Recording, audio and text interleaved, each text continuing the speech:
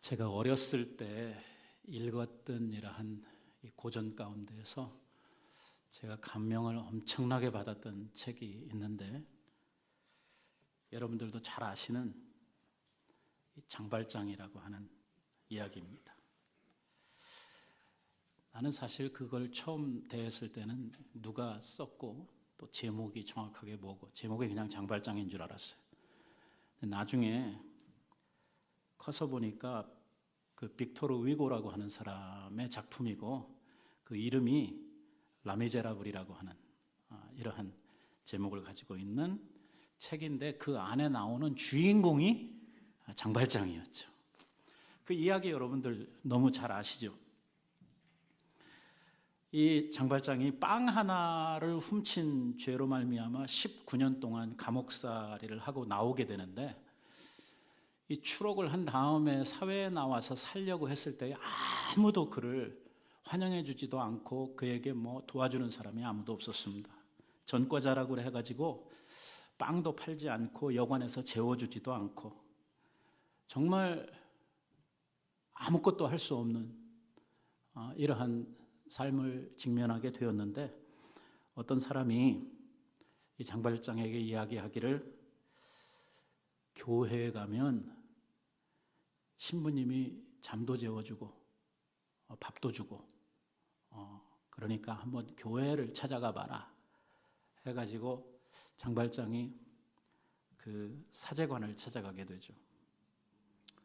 정말로 그곳에 있었던 신부님이 이 전과자인 장발장에게 막 은쟁반에 담긴 음식을 만들어 가지고 주고, 따뜻한 침대에서 잠도 막 재워주고, 상상도 할 수 없는 이러한 막 엄청난 이 후대를 해줘서 정말 장발장이 너무너무 감사를 했습니다. 이렇게 하고 이야기가 끝났으면 별 볼 일 없었을 텐데, 이 장발장이요, 이 도심이 도져가지고 자기한테 그렇게 잘해줬던 그 사제의 집에서 그 자기를 대접해 주었던 은쟁반이랑 이런 것들을 훔쳐가지고 도망을 갑니다. 그랬다가 경찰한테 다시 잡혀오게 되죠. 그래가지고 이 도둑놈을 잡은 경찰이 이 사제에게 데리고 와가지고 신부님에게 이 은쟁반이 이 신부님 거 맞지요? 하고 이야기를 하니까, 이 신부님이 뭐라고 이야기를 하냐면, 그 은쟁반은 내가 장발장에게 준 것입니다. 내가 금초 때도 줬는데 왜 금초 때는 안 가져가고 쟁반만 가져갔는지 모르겠습니다. 이렇게 이야기를 해주는 거예요. 장발장이 이제 자기가 도둑질한 것이 들통이 나서 꼼짝없이 자기는 이제 또 감옥 생활을 해야 되겠다라고 생각을 하고 있었는데, 이 신부님의 정말 사랑 어린 배려 때문에 너무나 감동을 받아가지고 장발장이 변해서 새 사람이 됐다 하는 이러한 이야기였죠. 어렸을 때 제가 이 책을 읽으면서 엄청 감동을 받아가지고, 나도 누가 은쟁반을 훔쳐가면 금초대를 더 줘야 되겠다, 뭐 그런 생각을 해가면서 굉장히 그 책으로부터 많은 이러한 그 감동을 받았어요. 근데 그게 어렸을 적 이야기고, 제가 나이가 먹고 크면서 또 목회 생활을 하면서 가만히 보니까 이게 인간 세상에서 불가능한 일이라고 하는 것을 점점 깨달아 알게 된 것이죠.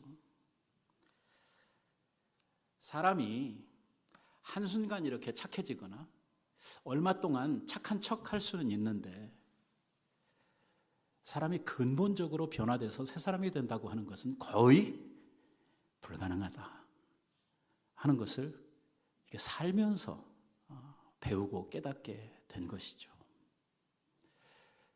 그러면 아주 중요한 질문이 하나 나오게 됩니다. 사람이 이렇게 변하지 않는다고 하면, 그러면 교육은 왜 필요하고 신앙은 왜 필요합니까? 아예 안 변할 건데 뭐 그런 거 해서 뭐 합니까? 하는 이러한 질문이 나오게 되죠.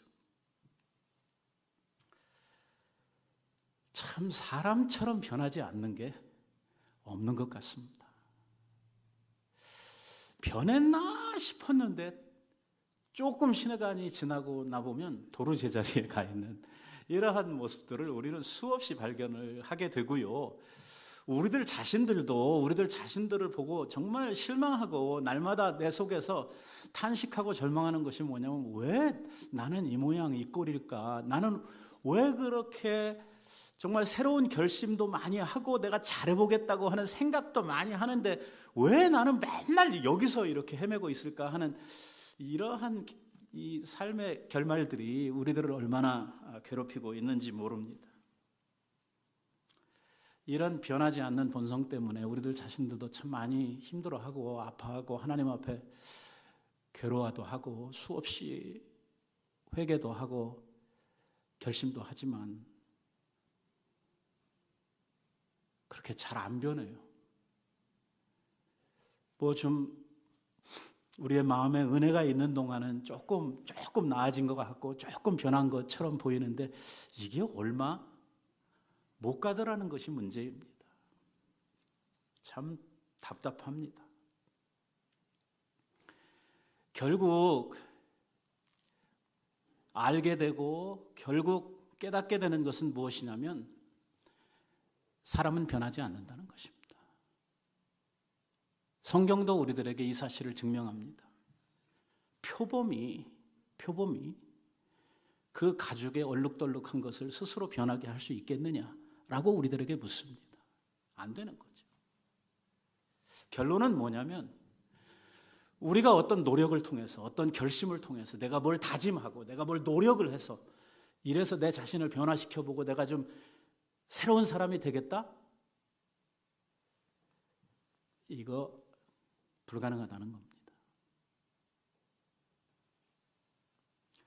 결론부터 이야기를 하면 오늘 성찬식이 있기 때문에 제가 좀 설교를 좀 짧게 하려고 생각을 하니까 결론부터 이야기를 하면 이게 사람으로는 불가능하고 오로지 누구만 하시냐면 사람을 변화시키는 것은 하나님밖에 못하더라 그것입니다. 하나님의 손에 붙들리면 하나님이 우리들 가운데서 성령을 통해서 역사하시면 내 의지와 상관이 없이 사람이 변하더라는 것입니다. 뭐 내가 그렇게 노력하지도 않았고 내가 그렇게 뭐 선하게 살려고 하는 의지도 별로 없었는데 한번 하나님의 손에 붙들리고 나면 나도 모르는 사이에 내가 변해버리는 이러한 일들이 우리들 가운데 부지기수로 있더라고 하는 것이죠. 여러분들이 바닷가에 가면은 이 배들을 묶어두는 이런 선착장이 있습니다. 반드시 배 주인은요, 그 배를 떠나갈 때에 부두에 있는 그 배가 함부로 돌아다니지 못하도록 단단하게 그 배를 묶어놔야 됩니다. 그래야지 뭐 파도가 와서 이렇게 들랑달랑하고 또 바람이 불고 이렇게 해도 배가 떠내려가지 않지. 만약에 이것을 묶어놓지 않으면 어떻게 됩니까? 그냥 가까이에다 갖다 파킹해놓고 그냥 집에 갔다 오면 배가 그 다음날 오면 있습니까? 없습니까? 그냥 없죠. 떠내려가는 것이죠. 파도에 밀려서 그냥 가버리고 바람에 밀려서 이 배는 어디로 갔는지 알 수가 없는 것이죠. 사람의 마음이 이와 같다는 생각이 듭니다.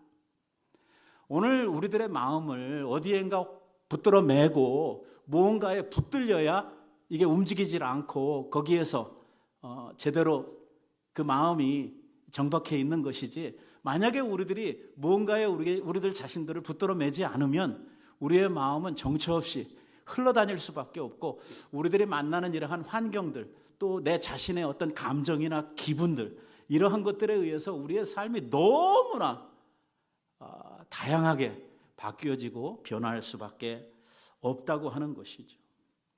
어떤 사람은 친구 때문에, 어떤 사람은 돈 때문에, 어떤 사람은 자기에게 손해를 주고 자기를 괴롭게 했던 뭐 원수 때문에 우리의 삶들이요 이런 이유 저런 이유 때문에 정말 내가 생각지도 못했던 이러한 삶으로 우리들 자신들을 끊임없이 이끌고 간다고 하는 것이죠. 그래서 결론부터 이야기를 하자고 하면 우리가 변화된 삶, 하나님 기뻐하시는 새로운 삶을 살려고 하면 우리의 마음을 예수 그리스도께 묶어두는 것밖에 없다는 것입니다. 주님께 붙들려야 된다는 것입니다. 주님이 우리들을 붙들어 주시지 아니하시면, 우리의 마음이 주님께 붙들리지 않으면, 그래서 사랑의 줄로 우리들을 매달라는 것입니다.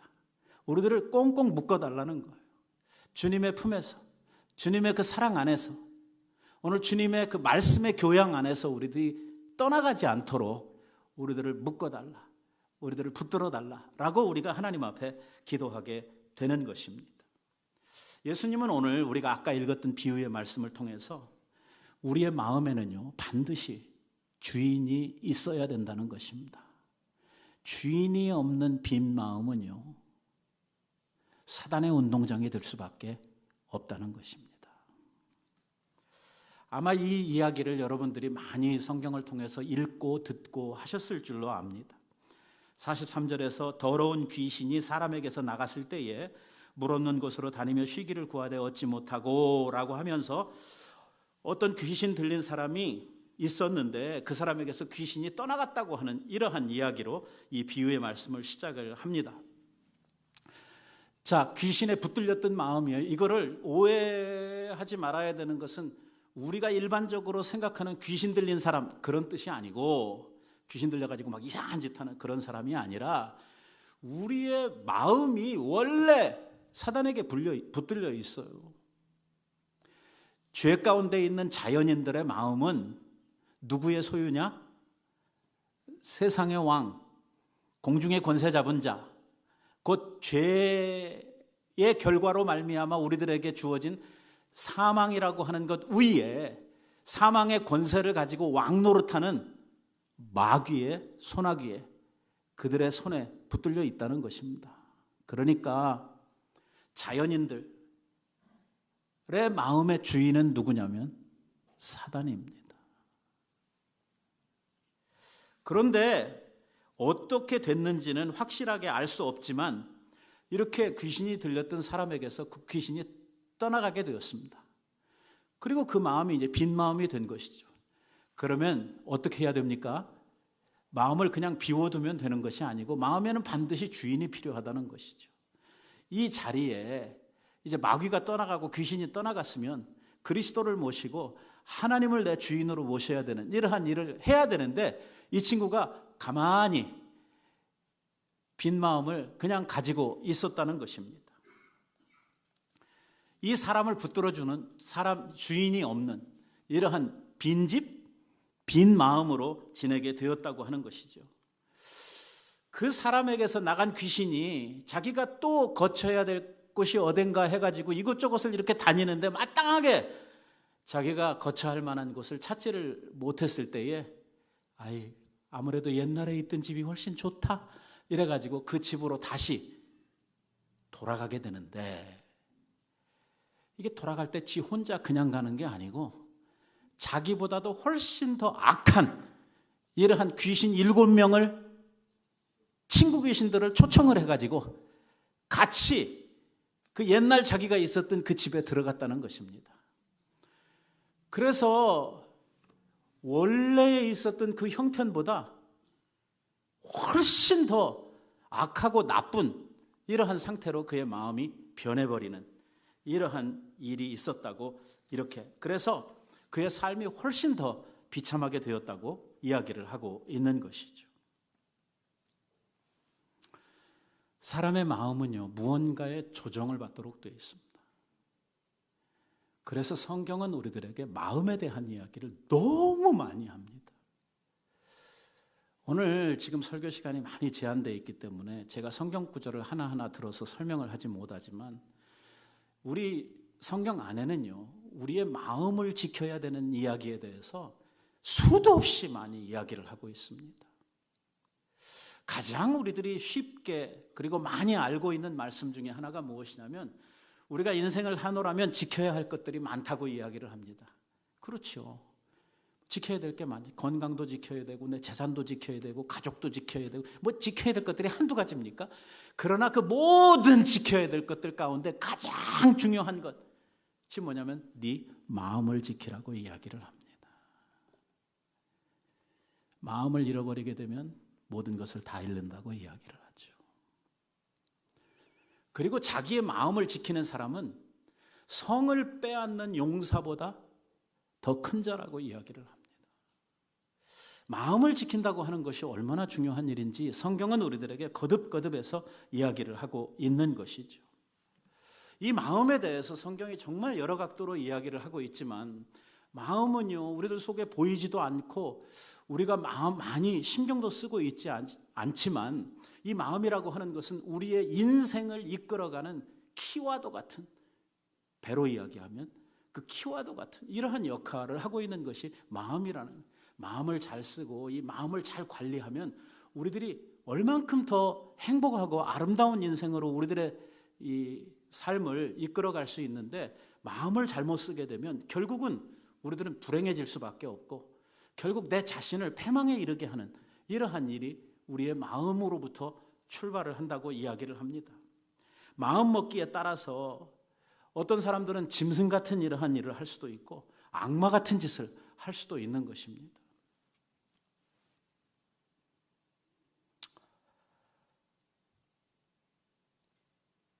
오래전에, 그렇게 오래되지는 않았지만 한국에서 무당 이모가 자기 조카를 밤이고 낮이고 패가지고 애를 죽였다고 하는, 얼마나 팼으면 갈비뼈가 다 부러지고 자기의 몸도 용신하지 못하는 애를 날밤을 새워가면서 패가지고 죽였다고. 얼마 동안 팼냐면 넉 달 동안을 팼다고. 이거는 사람으로서 하기에는 아무리 우리가 이해를 하려고 해도 이해가 되지 않는, 개도 그렇게는 안 할 텐데, 사람이 무슨 마음을 가지고 어떻게 생각을 하느냐에 따라서 결국은 악마보다 더 악마 같은 이러한 일을 할 수 있다고 하는 것이죠. 그런가 하면 마음을 바로잡고 마음을 우리들이 바로 쓰게 될 때에 우리는 얼마든지 우리의 삶을 긍정적이고 또한 우리의 삶을 행복한 사람으로 만들어갈 수 있다는 것입니다. 그냥 중요한 것은 우리의 마음을 어떻게 붙드느냐 하는 이것이 이제 중요한 문제거든요. 이 세상의 이치가 다 그렇잖아요. 남녀 간의 사랑을 할 때에도 예를 들어서 어떤 남자가 어떤 여자에게 마음이 사로잡혔다, 마음이 그 사람에게 꽂혔다, 이렇게 되면 어떻게 됩니까? 그 다음부터 뭐 더 이야기할 거 없죠. 마음이 붙들리면 이제 그 다음부터는 뭐 죽자 사자 뭐 못할 짓이 없는 거죠. 오늘 예수님께서 이야기하셨던 비유 가운데에서 가장 극적인 부분은 무슨 이유에서인지는 모르지만 그 마음을 지배하고 있었던 귀신이 나갔다는 것입니다. 좋은 일입니까? 나쁜 일입니까? 엄청나게 좋은 일이죠. 도대체 어떻게 해서 이 일이 생겼는지 예수님께서 설명은 안 하셨지만 아무튼 귀신에게 사로잡혀가지고 악한 일을 하고 또 상태가 좋지 않았던 이러한 비참한 상태에 있었던 마음이 귀신이 떠나감으로 말미암아 거기에서 해방이 되고 자유로움을 얻었다고 하는 것은 대단히 정말 기쁘고 행복한 이러한 일이었을 것입니다. 아마도 이렇게 귀신이 떠나갔을 때에, 귀신에서 노임을 받았을 때에 그의 삶은요, 그동안 악으로, 그동안 정말 말할 수 없는 이러한 인생의 고통으로 채워졌던 것들이 이제 그 귀신이 떠나감으로 인해서 청산이 되고 그의 마음에 상당한 자유와 그리고 그의 삶에 새로운 희망의 빛들이 들어올 수 있었을 것입니다. 아마도 그 순간에 이 사람은 이런 생각을 했을지 모릅니다. 이제 귀신도 떠나가고 내 마음이 자유를 얻었으니 이제부터는 내가 좀 내 삶을 행복하게 새롭게 살아야 되겠다고 하는 이러한 생각을 했을지 모릅니다. 우리의 인생에도 보면은 사람들이 살다가 개과천선을 하고 자기 스스로에 대해서 새로운 삶을 살아야 되겠다고 결심을 하는 이러한 때가 있습니다. 특히 좀 나쁜 사람들을 놓고 이야기를 할 때는 내가 손 씻었다, 뭐 이런 표현을 할 때죠. 그동안 과거의 삶을 내가 이제 버리고 이제부터는 내가 좀 선하고 좀 좋은 이러한 새로운 삶을 살아가겠다 하는 이러한 결심들을 사람들이 할 때가 있다는 것입니다. 그런데 문제는 이러한 결심들이 오래 못 간다는 거죠. 많은 죄인들, 많은 범죄했던 전과자들이 자기 손 씻었다고 하는 이야기는 수도 없이 하는데 얼마 있다 보면은 옛날에 했던 그 짓을 자기가 또 가서 하고 처음 했던 것보다 더 악하게 이러한 일을 함으로 말미암아 별을 2개 달고 또 조금 지나면 2개가 3개 되고 이렇게 해가지고 막 별만 올리는 것으로 자기의 인생의 업적을 쌓는 이러한 사람들이 많이 있는 것을 우리가 보지 않습니까?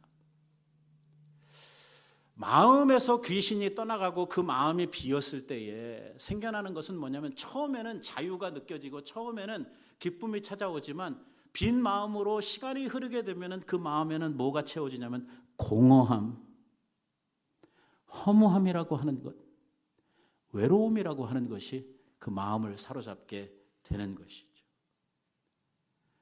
우리의 마음은 홀로 있는 것을 원하지 않습니다. 그래서 그 허전함, 그 공허함, 외로움을 이기지를 못해가지고 옛생활로 돌아가 버리는 것입니다. 그래서 과거의 삶을 청산하고 새로운 삶으로 변화되어져 가려고 하면 우리의 마음을 빈 상태로 그대로 두어서는 안 되고 그 빈 마음에 무언가 다른 것으로 채워야 된다는 것입니다. 그 채워야 하는 것이 나쁜 것 떠나갔는데 나쁜 것으로 또 채우면 도로 나쁜 것으로 갈 수밖에 없는 것이고 이제 그 악으로부터 이런 귀신으로부터 노임을 받았다고 하면 그곳에 새로운 좋은 선한 것들로 우리의 마음을 채워야 된다고 하는 것이죠. 이렇게 자기의 마음을 새롭게 채우지를 못하고 빈 마음으로 두게 되었을 때에 나갔던 귀신이 도로 돌아오게 되고 이 돌아온 귀신이 저 혼자가 아니고 7 귀신을 더 몰고 들어와 가지고 그 상태가 훨씬 더 악하게 되었다고 이야기를 하면서 예수님께서 하시는 말씀은 이건 비유고 이 비유를 내가 왜 하고 있느냐면 지금 이 세대 지금 얼굴을 맞대고 이야기를 하고 있는 우리 이 세대가 바로 이와 같다고 이야기를 하고 있는 것입니다. 이 이야기의 심각함은 뭐 있냐면 오늘 세례 요한이 와서 설교를 하고 회개를 외치고 예수님께서 오셔서 천국 복음을 전하고 이렇게 하다 보니까 사람들이 말씀을 듣고 뭐 좀 깨닫는 게 있었어요. 뭐 찔림도 받았어요. 그러다 보니까 회개도 하고 막 세례도 받고 그랬잖아요. 지금 유대 지역에서 일어났던 세례 요한의 이 각성 그리고 갈릴리를 중심으로 해서 일어났던 예수님을 통한 이러한 변화 이러한 것들이 사람들의 심령 속에서 막 생겨났거든요. 그들이 회개도 했고 잘못 살았던 지난날의 과거도 막 하나님 앞에서 뉘우치고 이래가면서 새로운 삶에 대한 갈망을 가졌단 말이에요. 거기서 끝나면 아무것도 되는 게 없다는 거예요. 그리고 거기에서 끝나버리면 얼마 못 가서 그 상태가 과거에 나빴을 때보다 더 나쁜 지경으로 가게 된다는 것입니다. 교회 생활을 오래 하게 되면은요, 이게 처음에 은혜 받았을 때는 굉장히 막 말할 수 없는 기쁨이 있고 그 은혜 받은 그 감격이 상당 기간 이렇게 지속이 되면서 막 신앙생활에 이 기쁨도 있고 또 헌신도 있고 이게 상당 기간 갑니다. 그런데 여기에 정말 성령께 붙들리고 그리스도로 말미암아 살아가는 삶이 딱 정착되지를 못하면 이게 얼마 동안 가다가 도루묵이 되죠. 이게 처음에는 은혜 받고 한 6개월 갔다 그러면 그 다음에 은혜 받으려고 그러면요 이게 옛날처럼 쉽지를 않아요. 훨씬 더 어려워요. 왜? 받았던 은혜보다 훨씬 더 강력하고 받았던 은혜보다 훨씬 더 충격적인 이러한 것이 우리에게 오지 않으면 우리들이 그러한 은혜를 체험한다고 하는 것이 너무 힘든 거예요. 그런데 그 다음에도 우리가 그 은혜를 잘 관리하지 못하면 어떻게 되냐면 그 기간이 6개월 같은 그 기간이 그 다음번 은혜 받으면 한 3개월밖에 못 가요. 교회 생활을 20년 하고 40년 하고 이렇게 해가면서 뭐 가끔씩 은혜도 받았어요. 충격도 받았습니다. 말씀의 은혜도 있었고 또 가끔씩 부흥하면서 막 눈물도 찔찔 흘리고 했어요. 그런데 그 뒤로 변화된 게 없어요. 자기의 마음이 그것을 붙들고 쭉 달려갈 수 있는 이러한 상태에 이르지를 못했어요. 그러다 보니까 도로 옛날로 돌아가고 또 도로 옛날로 돌아가고 하는 일들이 답습이 되면서 이제는 뭐가 와서 뭘 해도 은혜가 안 되는 거예요. 그리고 은혜를 받았다 해도요 3일도 못 가는 거예요.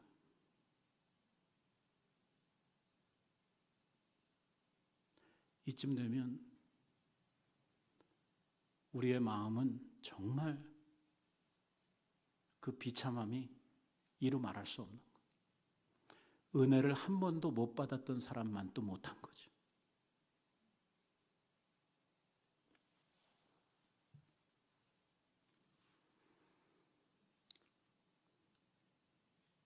그래서 우리들에게 필요한 것은 뭐냐면 우리의 마음이 이렇게 하나님의 은혜로 말미암아 깨끗해지고 우리의 마음이 악으로부터 노임을 받게 되고 우리에게 진정한 자유가 주어지고 그 하나님께서 주시는 은혜로 말미암아 우리가 새로운 삶에 대한 이러한 갈망이 생겼을 때에 이러한 때에 우리에게 중요한 것은 뭐냐면 우리의 마음의 주인을 바로 모시는 것입니다. 우리가 누구에게인가 붙들려야 되는 거예요. 임자 만나야 된다는 말입니다. 우리 주님께서 오셔서 우리들을 확 강력하게 붙들어 주실 때에 그때에 그 안에서 우리들이요 좀 나쁜 표현으로 하면 옴짝달싹을 못하게 되는 것입니다. 주님의 은혜에 붙들려 사는 거예요. 그러니까 그렇게 되면 은혜 아니면 살 수가 없네 하는 고백이 나오는 거예요. 근데 이게 아니고 은혜에 붙들리게 되고 그리스도께 붙들린 삶이 아니고 이게 자꾸 자기의 삶을 스스로 움직이고 자기가 자기의 어떤 감정이나 자기의 만족을 위해서 움직여 살려고 할 때에 이러면 그 마음에는 반드시 부작용이 생기도록 되어져 있다고 하는 것입니다. 하나님의 은혜가 지속적으로 우리들에게 공급이 되어야 우리의 마음이 그 은혜 가운데에서 날마다 새로워질 수 있고 그리고 그 은혜 가운데에서 우리들이 정말 주님 앞에 붙어있는 이러한 삶을 살아갈 수가 있는데 오늘 이 통로가 끊어지게 되고 하나님을 향한 우리들의 그 은혜의 밧줄이 끊어지게 되면 하나님으로부터 점점 더 멀어져 갈 수밖에 없는 그래서 결국은 멀리 떠나버리는 이러한 일이 우리들에게 생겨날 수밖에 없다고 하는 것이죠.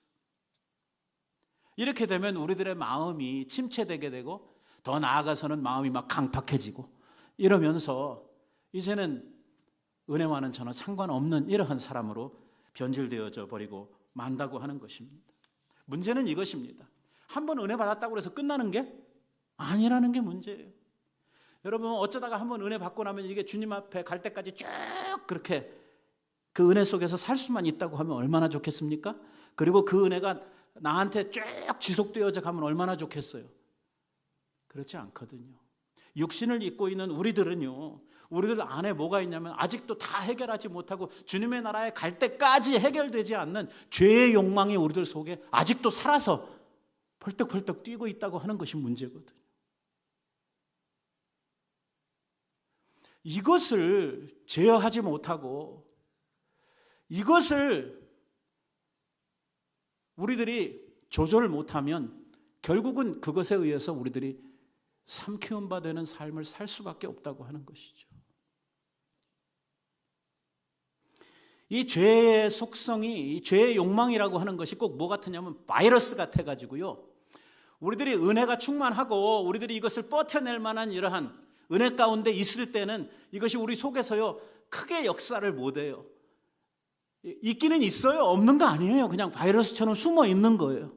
그러다가 은혜가 약해지고 내 자신의 의지가 약해질 때에 그때 이게 훅 튀어나오는 거예요. 우리가 잘 아는 대로 우리 몸 안에는 암세포들을 계속해서 우리들이 가지고 산다고 하지 않습니까? 그런데 우리가 건강하고 우리가 면역 체계가 잘 돼 있어서 이것을 날마다 이기면서 살고 있기 때문에 암에 걸리지 않는 거고, 어느 순간에 어느 부분이 면역 체계가 파괴가 되면서 이것을 이겨내지 못하면 이거한테 붙들려 가지고 우리의 온몸이 쓰러지게 되는 이러한 결과가 나오는 것처럼 우리의 영적인 삶에도 그러한 것이 우리들을 붙들고 있단 말이에요. 그래서 첫째는 하나님께 붙들려야 돼요. 예수 그리스도께서 우리를 붙잡아 주셔야 됩니다. 이게 내 노력 가지고 내 의지 가지고 될 일이야. 내가 깡이 있어서 내가 얼만큼 노력, 내가 하루에 5시간씩 기도하고 이렇게 해서 할 일이 아니란 말이에요. 주님께 붙어 있어야 된단 말이에요. 주님이 우리들을 붙들어 주셔야 우리들이 그 은혜 가운데서 나를 유지할 수 있게 되는 것이죠. 하나님의 보호, 하나님의 인도하심이 끊임없이 그리스도 안에서 성령을 통해서 우리들 안에 이루어지게 될 때에 비로소 우리 안에 이 은혜의 삶이라고 하는 것이 유지되도록 되어져 있다는 것입니다. 이게 한 번 하면 끝나는 게 아니고 날마다 그 은혜가 필요하다는 거예요. 날마다 순간순간 필요한 은혜입니다. 그러니까 한순간도 우리가 방심할 수가 없고 단 하루도 주님의 은혜 없이 살 수 없는 것입니다. 주님의 은혜를 구할 수밖에 없는 거예요. 날마다 순간마다. 그래서 주님 앞에 가기를 원하고 주님과 함께 하기를 원하는 것이죠. 시편 기자의 고백처럼 내가 항상 내 앞에 주님을 모심이요. 왜? 순간 떠나면 바로 자빠질 수밖에 없는 것이 우리들이기 때문입니다. 여기에 그리스도께 붙들린 삶을 사는 것도 중요하고 가장 원초적인 이러한 해결 방안이지만, 둘째로 우리들에게 필요한 것은 뭐냐면요, 하나님의 진리의 말씀을 붙들고 있는 거룩한 교회.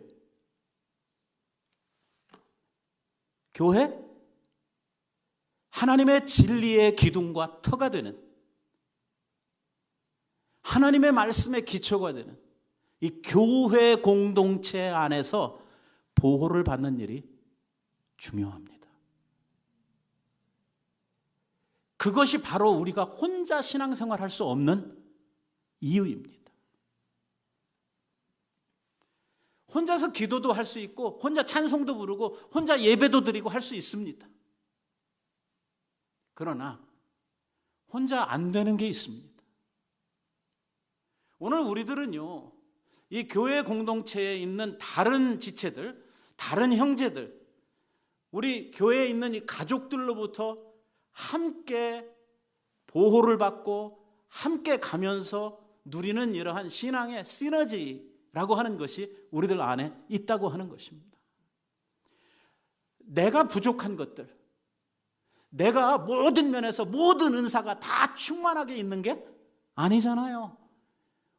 어떤 분은 은사가 거의 없는 분도 있고, 어떤 분은 은사가 있다고 하더라도 한 부분에만 있지, 우리가 모든 필요한 은사, 우리의 모든 삶에 필요한 것들을 내 스스로 혼자 다 가지고 있으면서 그것을 프로듀스하고 있는 게 아니거든요.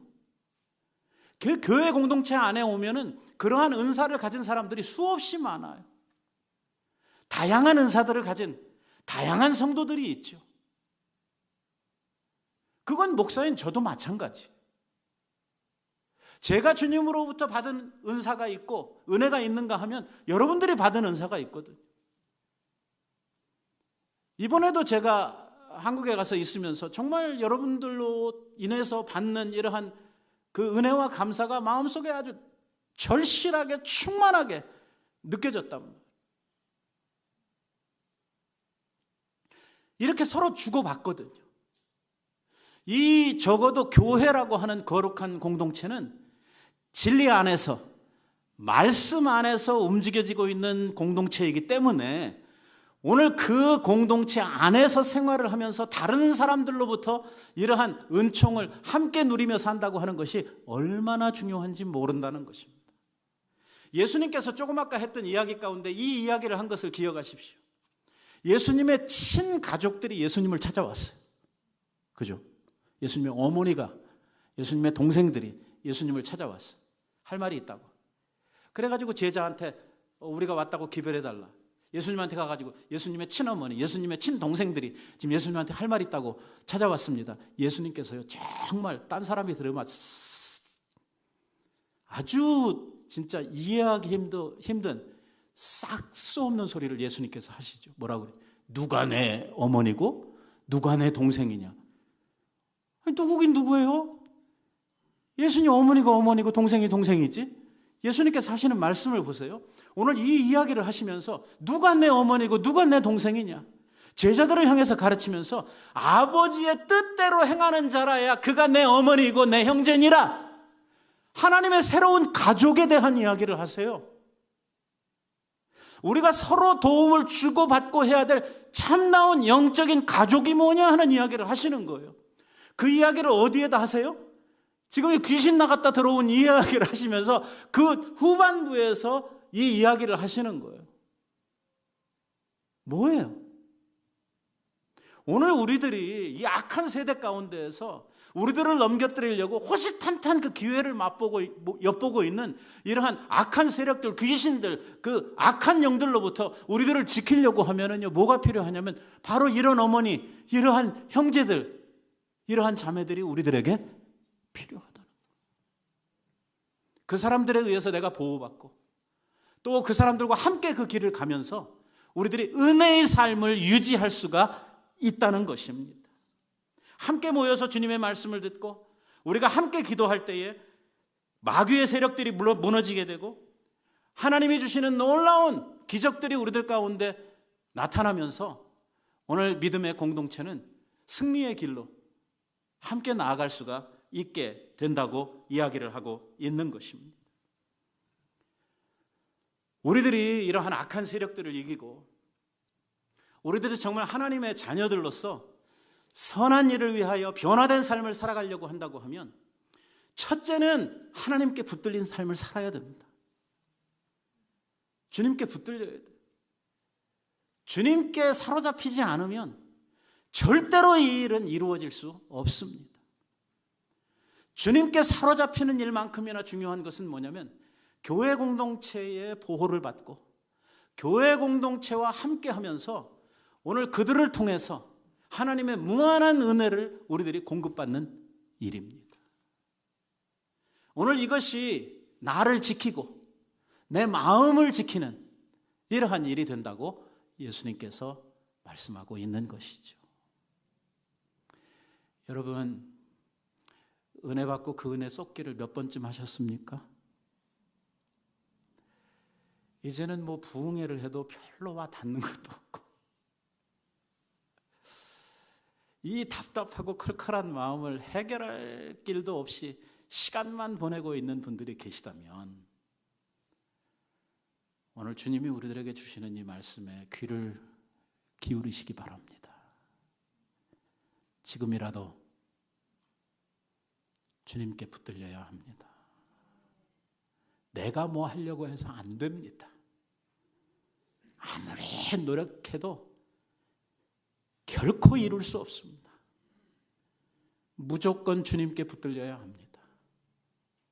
주님 붙들어 주셔야 우리 사는 겁니다.